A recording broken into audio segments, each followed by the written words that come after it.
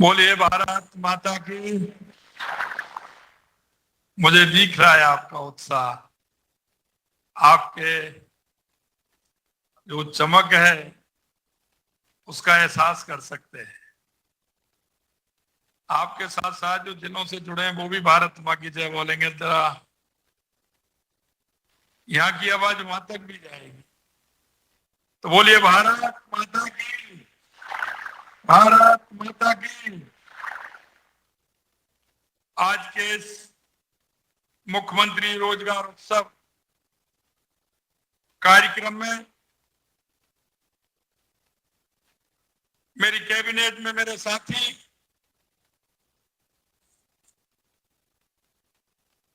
भाई राज्यवर्धन सिंह जी राठौर साहब, कैबिनेट में मेरे साथी शिक्षा मंत्री सम्मानीय मदन दिलावर जी, संसदीय कार्य मंत्री जोगाराम पटेल जी, कौशल नियोजन राज्य मंत्री के बिश्नोई जी, हमारे मुख्य सचिव सुधांशु पंत जी, अतिरिक्त मुख्य सचिव चिकित्सा सुब्रा सिंह जी, प्रमुख शासन सचिव कार्मिक हेमंत गेरा जी, सचिव कौशल नियोजन एवं उद्यमिता पीसी किशन जी, आयुक्त कौशल नियोजन एवं उद्यमिता कुंवरपाल जी गौतम, और मेरे सामने वो सभी युवा साथी जिन्होंने अपनी मेहनत, अपने परिश्रम, माता पिता के आशीर्वाद और माता पिता की जो उनके मन में आपके प्रति इच्छा थी, उस इच्छा को आपने अपनी मेहनत से पूरा किया। ऐसे मेरे सभी राजस्थान और इस हॉल में जुड़े सभी मेरे युवा साथियों, भाइयों और बहनों, मैं आज के मौके पर आप सभी का हार्दिक अभिनंदन करता हूं, आप सभी का मैं स्वागत करता हूं। आज ये ऑडिटोरियम युवाओं की ऊर्जा से दमक रहा है। युवा पीढ़ी के साथ किसी भी तरह का संवाद हो, उनसे हमेशा कुछ ना कुछ उनका जो कौशल है और उनके अंदर जो भाव है वो भाव निकल करके आता है। निश्चित रूप से आज के संवाद से आपने देखा होगा कि किस तरह से आप लोगों ने मेहनत की, और मेहनत के बाद, क्योंकि हर माता पिता के मन में इच्छा होती है मेरा बालक, मेरी बेटी, मेरा बेटा किसी रोजगार में जाए, इस देश का एक ऐसा अच्छा नागरिक बने, वहां जाते समय एक अच्छा काम करे, ये सभी माता पिता के मन में होती है। मैं निश्चित रूप से कहना चाहता हूं, देश के यशस्वी प्रधानमंत्री नरेंद्र मोदी जी ने से जो प्रेरणा लेकर के आज हमने जो ये रोजगार उत्सव मेला लगाया है, निश्चित रूप से प्रधानमंत्री जी जो कहते हैं वो करते हैं। अमृतकाल की ये भावी पीढ़ी आगे आने वाले समय में हमारे देश को आगे बढ़ाने का काम करेगी। इस पीढ़ी को रोजगार के अवसर मिलेंगे, आगे आने के अवसर मिलेंगे, क्योंकि हम सभी जानते हैं कि हमारी युवा पीढ़ी जो कर सकती है दूसरा कोई नहीं कर सकता। हमने प्रदेश के युवाओं से रोजगार का वादा किया था, हमारी डबल इंजन की सरकार ने अपने धीरे धीरे हम हमारे वादे की ओर बढ़ रहे हैं। आपसे मैं कहना चाहता हूं, आप सरकारी सेवा में शामिल हो रहे हैं, आमजन की सेवा का अवसर आपको मिल रहा है।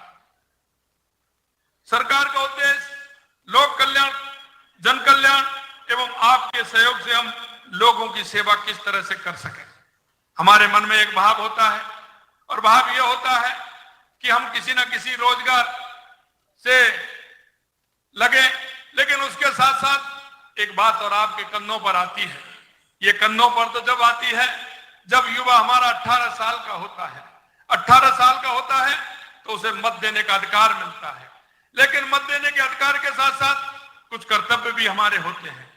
कुछ अधिकार के साथ कुछ कर्तव्यों को भी हमें ध्यान में रखना पड़ता है, और वो रखना चाहिए।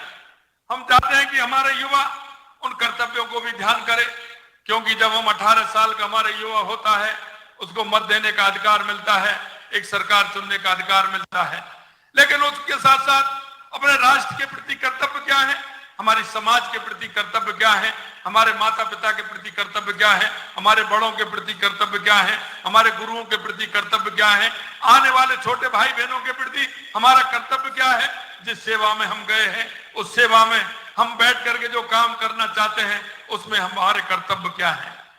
क्योंकि हमारे देश का उत्थान, राष्ट्र का उत्थान जब हो सकता है हर व्यक्ति अपनी जिम्मेदारी महसूस करते हुए अपना काम करे।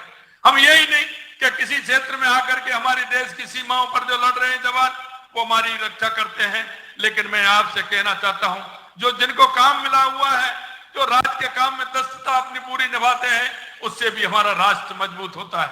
मैं आपसे इतना ही कहना चाहता हूं मेरे भाई और बहनों, हमने आपको एक लोक सेवक के कर्तव्य दायित्व और अपेक्षाओं की एक किताब भी हमने आपको दी है। हम चाहते हैं, हमने ये भी कहा है कि आने वाले समय में विभाग अनुसार आपका 4 दिन का, 5 दिन का, 8 दिन का कोई ऐसा चिंतन भी शिविर हो कि जिसमें हमारे राष्ट्र के प्रति भावना रखते हुए हमारे कार्य के दायित्वों को हम ठीक प्रकार से किस तरह से निर्वहन कर पाए।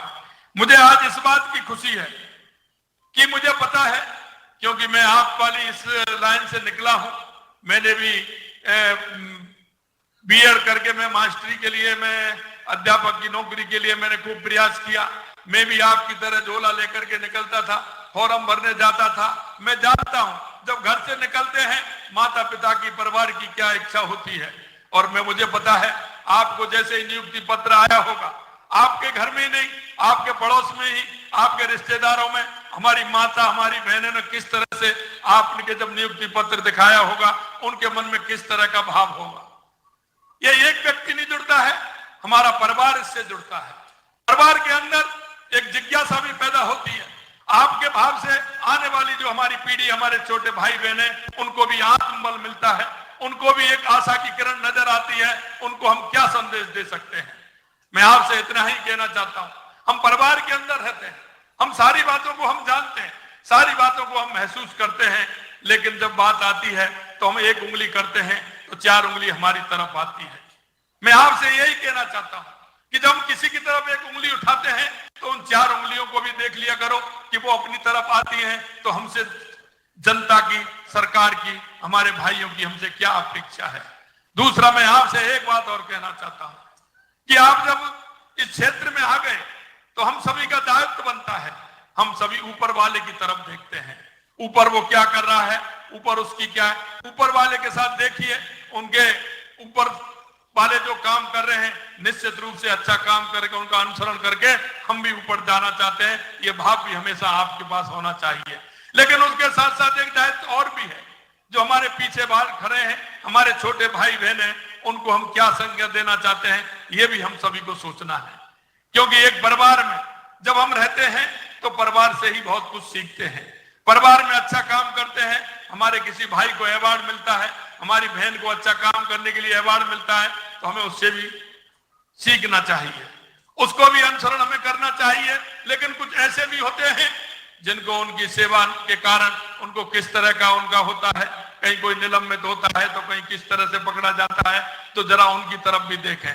मैं इसलिए कहना चाहता हूं, मैं इसलिए दिखाना चाहता हूं, एक सच्चे नागरिक बनने के लिए, एक सच्चा जन सेवक बनने के लिए, सच्चा एक हमारा काम करने के लिए हमें कुछ बातों को देखना होगा। आज इस किताब में कुछ ना कुछ आपको दायित्वों के लिए आह्वान कराने के लिए एक किताब पुस्तक आप सभी को मिली है। मैं आपसे इतना ही कहना चाहता हूं, आपने मेहनत और परिश्रम की है, माता पिता का आशीर्वाद है, आपने परीक्षाएं पास की हैं। मैं एक बात और अंत में आपसे कहूंगा कि आप ये मानिए, हमने सरकार में कहा है कि हमारी जो भी रिक्त पद होंगे हर महीने उसका कैलेंडर बनेगा। आने वाले रिक्त पदों को हम निश्चित रूप से समय पर भरेंगे। आने वाले समय में लगातार इसी तरह के कार्यक्रम होते रहेंगे। यही नहीं, हम चाहते हैं हमारी जल कल्याणकारी योजनाएं नीचे तक पहुंचे, हमारी जो वैकेंसी है वो समय पर भरें, और हम आने वाले समय में हमारे युवाओं के लिए राजस्थान की सरकार पूरी तरह से कृत संकल्प है। आने वाले समय में सरकार की नौकरी जितनी है उनको भी भरा जाएगा, और इसके अलावा हमारे औद्योगिक क्षेत्र में, कौशल विकास के क्षेत्र में हम आगे भी काम करने वाले हैं। हम ये भी कहने वाले हैं कि आपके द्वारा जन कल्याण का अर्थ जनता के कल्याण के लिए कार्य करना है। हमारे देश में विभिन्न सामाजिक, आर्थिक, सांस्कृतिक पृष्ठभूमि के लोग रहते हैं और हर व्यक्ति की अपनी विशिष्ट समस्याएं और आवश्यकताएं होती हैं। जन कल्याण का उद्देश्य समाज के सभी वर्गों को समान अवसर, सुविधाएं प्राप्त हो, जिससे उनके जीवन स्तर को सुधार सके। मैं आपसे ये कहना चाहता हूं, हमारे कार्यों का उद्देश्य ये होना चाहिए कि हम समाज के कमजोर और वंचित वर्गों को सहायता करें, उन्हें मुख्य धारा में लाने का प्रयास करें, उनकी जीवन गुणवत्ता को भी बढ़ाने का काम करें। हमें यह सुनिश्चित करना है कि हमारे समाज में हर व्यक्ति को स्वास्थ्य, शिक्षा, रोजगार और सुरक्षा जैसी बुनियादी सुविधाएं मिले। आगे आने वाले समय में हम स्वास्थ्य के क्षेत्र में भी हम आगे काम करने वाले हैं। हमारा कोई भी नागरिक हो, जन्म से लेकर के उसकी एक पूरी तरह से एक अस्पताल के अंदर एक उसका कोड नंबर मिले, उस कोड नंबर के आधार पर उसकी जांचें हों, उसकी पुरानी बीमारी क्या है, क्या किस तरह से उसका है। अगर वो डॉक्टर के पास जाए तो डॉक्टर जाकर के उस कोड नंबर से उस कंप्यूटर में खोले और उसका दिखे कि इसका क्या स्थिति है, जिससे कि वो उसको इलाज में सुगमता रहे। आज हम जाते हैं अस्पताल के अंदर जाते हैं, पहले हमारी जांचें होती हैं, फिर 2 महीने बाद जाते हैं तो फिर जांचें होती हैं। तो निश्चित रूप से एक कोड बने, उस कोड के माध्यम से हम स्वास्थ्य सेवाओं में भी बेहतर किस तरह से कर सकते हैं, उसके भी हम प्रयास कर रहे हैं। यही नहीं मेरे भाइयों, युवा शक्ति की कोई सीमा नहीं। हमारे युवा शक्ति संकल्प ले, दृढ़ निश्चित कर ले तो असंभव को भी संभव बना देता है। अगर हम कहें कि बदलाव का दूसरा नाम अगर कोई है तो वो युवा है। कहीं ना कहीं से हमें प्रारंभ करना होगा, कहीं ना कहीं से हमें अच्छी बात के लिए आगे बढ़ना होगा, कहीं ना कहीं हमें कुछ निर्णयों में भी हमें अपना सहयोग करते हुए उनको आगे बढ़ाने का काम करना होगा। आज तक दुनिया में सामाजिक, राजनीतिक, आर्थिक, सांस्कृतिक, वैज्ञानिक स्तर तक जितने भी बड़े बदलाव हुए हैं वो युवाओं के माध्यम से हुए हैं। मैं राजस्थान के युवाओं से आह्वान करना चाहता हूं कि सरकार आपके साथ है। जिस क्षेत्र में आप नए आयाम विकसित कर सकते हैं, खुले द्वार हैं, आप आइए। सरकार पूरी तरह से आपका ध्यान में रखते हुए युवाओं के कौशल को आगे बढ़ाते हुए काम करेगी। युवाओं को एक उन्नत और आदर्श जीवन की तरफ अग्रसर करना मौजूदा समय की सबसे बड़ी जरूरत है। यह सच है कि जितना बड़ा योगदान देश की प्रगति में कल कारखानों, कृषि विज्ञान, तकनीकी, उससे भी बड़ा महत्वपूर्ण योगदान स्वस्थ और शक्तिशाली युवाओं का होता है। शारीरिक एवं मानसिक रूप से स्वस्थ युवाओं से राष्ट्र को मजबूती मिलती है। इसलिए हम अगर स्वस्थ रहेंगे तो मस्त रहेंगे। हमने कहा है कि हमारे खेल के क्षेत्र में भी राजस्थान अग्रणी रहे। राजस्थान आप देखते हैं, हमारा राजस्थान ऐसा राजस्थान है कि जहां सेना में सबसे ज्यादा अगर सैनिक आपको मिलेंगे तो वो राजस्थान के मिलेंगे। इसलिए हम चाहते हैं कि युवाओं के लिए भी अवसर मिले। हमने कहा है कि हम स्पोर्ट्स यूनिवर्सिटी खोलेंगे, हम संभाग स्तर पर भी खोलेंगे, जिलों में भी जिस तरह की आवश्यकता होगी एक खेल को, 2 खेल को सुनिश्चित करते हुए हमारे युवा आगे बढ़े। आगे आने वाले 2036 के ओलंपिक की तैयारी हम अभी से प्रारंभ करेंगे, जिसमें आने वाले समय में हमारा युवा जिस क्षेत्र में जाएगा उस युवा को तलाश करके उसको आगे बढ़ाने का काम भी हम करने वाले हैं।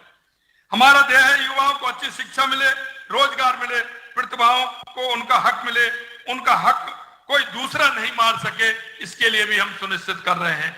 आपने देखा होगा, हमने हमारे संकल्प पत्र में वादा किया था कि आने वाले समय में जो नकल माफिया हैं उन नकल माफिया को पकड़ के अंदर करने का काम करेंगे।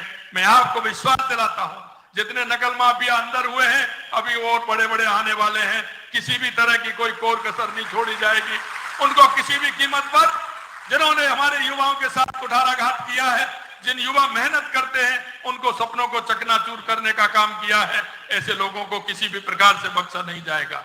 हमारी सरकार युवाओं के लिए हमेशा साथ है। हमारी सरकार युवाओं को रोजगार देकर, उनकी ऊर्जा को सही दिशा देकर, हमारी सरकार 70,000 नए पदों की भर्ती हम कर रहे हैं। मैं आपको बताना चाहता हूं कि प्रदेश में हमारी सरकार बनने के बाद 16,641 पदों की नियुक्ति दी है। 5,000 नियुक्ति हमने आज दी है। 58,000 पदों के लिए विज्ञापन जारी हो चुके हैं। 11,500 पदों के लिए परीक्षा आयोजित की जा चुकी है। इसके अलावा 5,500 पदों की वित्तीय स्वीकृति भी हमने जारी कर दी है। और हम आपसे कहना चाहते हैं, हमने आरपीएससी में कहा है कि आपका हमारा कैलेंडर चाहिए, क्योंकि जो भर्तियां होती हैं वो भर्तियां उसके आधार पर होती हैं कि कितनी वैकेंसी है। हमने उन वैकेंसियों को भी एडवांस में निकाल रहे हैं, क्योंकि हमें यह पता है कि रिटायरमेंट कितने होने वाले हैं, उसका कैलेंडर भी हमारे साथ हो और उसकी रिक्तियां भी हमारे साथ हो, जिससे समय समय पर हमारी परीक्षा होकर के हमारे युवाओं का चयन उसमें हो सके। यही नहीं, हमने कहा है हमारे कई क्षेत्र हैं, चाहे वो पुलिस महकमा हो, चाहे हमारे वन विभाग हो, चाहे हमारे कई इस तरह के विभाग है, विभाग है, शारीरिक शिक्षकों की भर्ती हमारी कई समय से नहीं निकली, इन सारी रिक्तियों को भी हम भरने का काम करेंगे और इसमें भी हम आपको विश्वास दिलाते हैं, हमें इन भर्तियों में आगे बढ़ाने का भी काम करेंगे, जिससे हमारे युवाओं को रोजगार मिल सके। यही नहीं मेरे भाई और बहनों, हमने संकल्प लिया केंद्र सरकार के साथ मिलकर जेम्स एम जोलरी पार्क की स्थापना भी करेंगे, भीलवाड़ा में टेक्सटाइल पार्क भी स्थापित करेंगे, जिससे रोजगार के अवसर उन युवाओं को मिल सके। अटल प्रगति पथ Bathinda Ajmer greenfield express way जो हमें बनाया है, उसमें भी फ्रेंच कॉरिडोर के बाद इंडस्ट्री कॉरिडोर की स्थापना कर रहे हैं। इनमें अप्रत्यक्ष और प्रत्यक्ष रूप से बहुत सारे युवा की इसमें आने वाले हैं। कम से कम 20 लाख युवाओं को हम प्रत्यक्ष और अप्रत्यक्ष रूप से प्राइवेट सेक्टर में भी हम नौकरी और रोजगार देने के अवसर प्रदान करेंगे।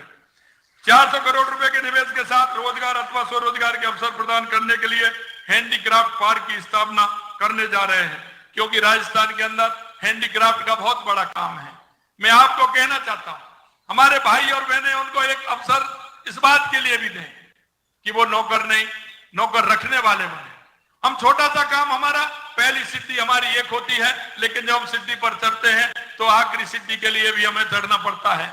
इसलिए मैं आपसे कहना चाहता हूं, रोजगार के छोटे छोटे अवसर हैं, उनको भी हम पूरी तरह से हमारे युवाओं को जो हमारे स्किल डेवलपमेंट के माध्यम से आगे बढ़ सकते हैं, उनको भी हम रोजगार के अवसरों में परिवर्तित करेंगे। हमारे राजस्थान में हम पर्यटन, निर्माण, सेवा, एमएसएमई, कृषि, गैर परंपरागत ऊर्जा के ऐसे स्रोत हैं, ढांचागत सुधारों के जरिए प्रत्यक्ष अप्रत्यक्ष रूप से परोक्ष रूप से रोजगार के अवसर पैदा कर रहे हैं, उनको भी हम बढ़ाने का काम करेंगे। प्रधानमंत्री रोजगार मेले के तर्ज पर प्रत्येक संभाग में नियमित रोजगार मेले भी आयोजित किए जाएंगे। ये हमने कहा है कि उनको हर महीने इस तरह के आयोजन हो। हमने अंतरिम बजट में युवाओं के लिए जो घोषणा की थी, उसमें यहाँ ज्यादातर पर काम शुरू हमने कर दिया है।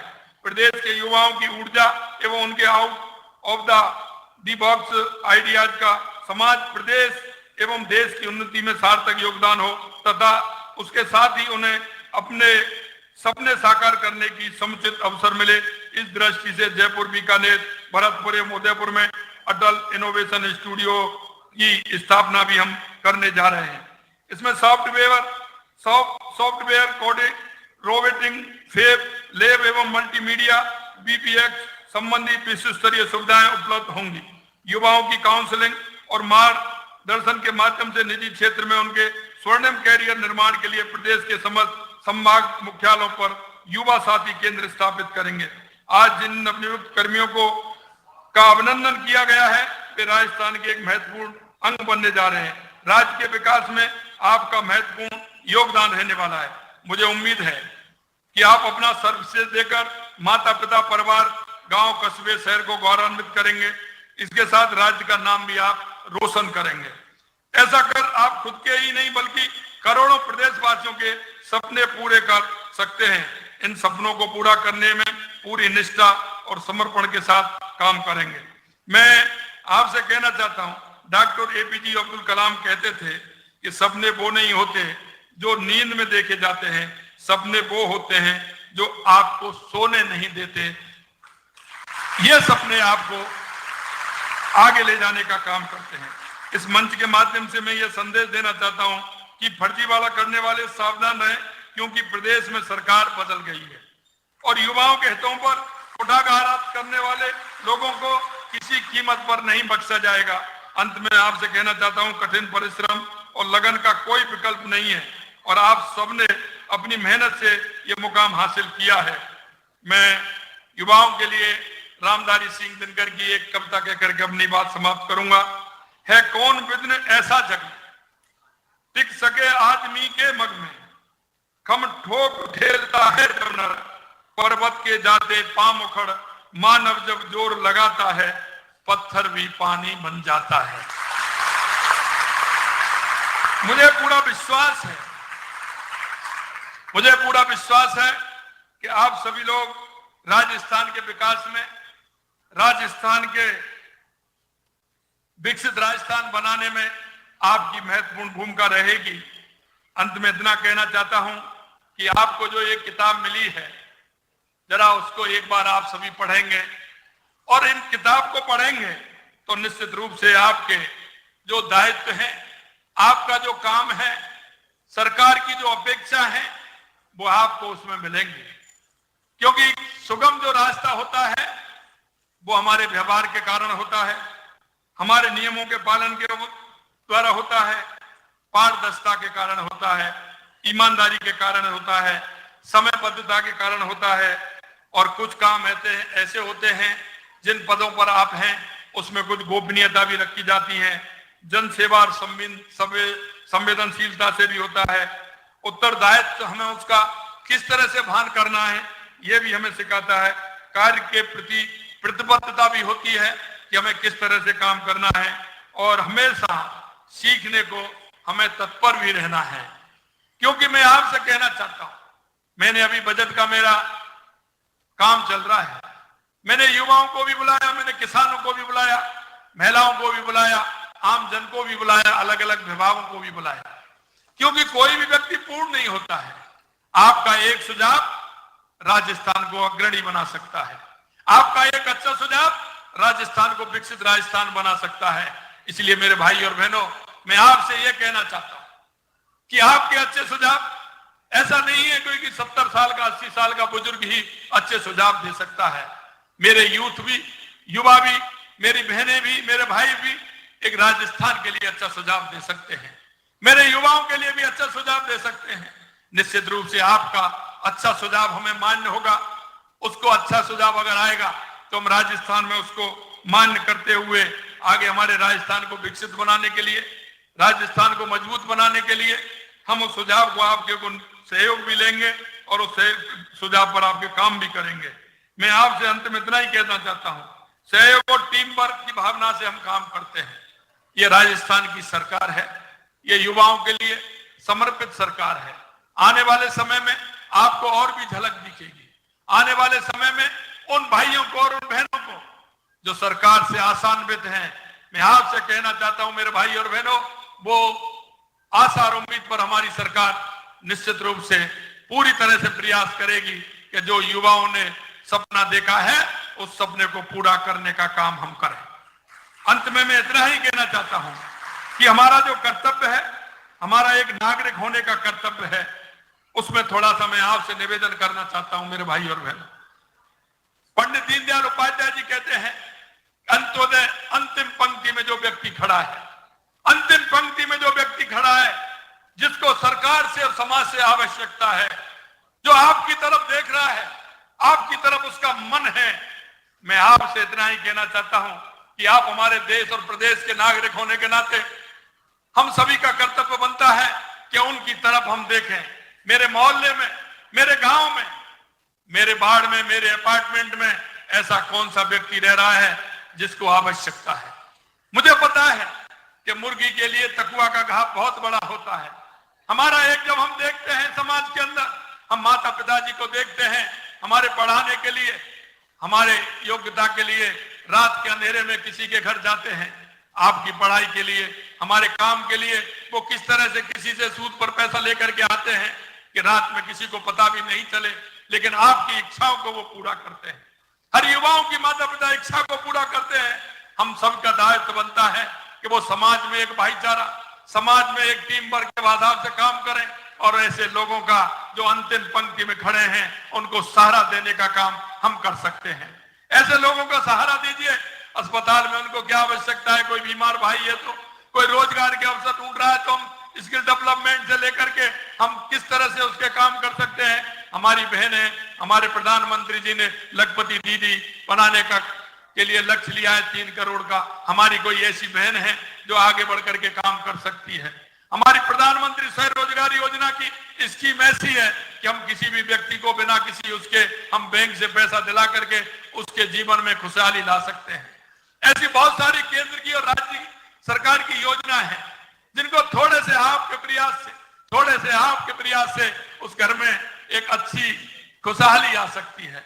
मित्रों, मैं आपसे अंत में यही कहूंगा कि एक दीपक मैं जलाऊं, एक दीपक आप जलाओ। जहां अंधेरा है मां उजाला की आवश्यकता है और उजाला हम करें। इस तरह की आशा और उम्मीद के साथ पुनः आप सभी को, क्योंकि राजस्थान की सरकार के आप अंग हैं, आप सरकार के एक सहभागी, ऐसे सहभागी जो हमेशा राजस्थान को आगे बढ़ाने की, राजस्थान को एक मजबूत राजस्थान बनाने की कल्पना आपके मन में होगी। पुनः आप सभी को, और जो बीसी के माध्यम से हर जिले से जितने भी हमारे युवा जुड़े हैं, उन सभी को हृदय की गहराइयों से मैं पुनः आज आपको नियुक्ति पत्र मिलने पर बहुत बहुत शुभकामनाएं और साधुवाद देना चाहता हूं। और मुझे विश्वास है कि आपके इस प्रयास से एक विकसित राजस्थान बनेगा, एक उत्कृष्ट राजस्थान बनेगा। हम समाज के हर पहलुओं को समझते हुए, अंतिम पंक्ति में जो व्यक्ति खड़ा है उसकी ओर देखते हुए हम हमारे राजस्थान को आगे बढ़ाएंगे। इस आशा और उम्मीद के साथ आप सभी को पुनः बहुत बहुत धन्यवाद। नमस्कार। जय हिंद, जय भारत, जय राजस्थान।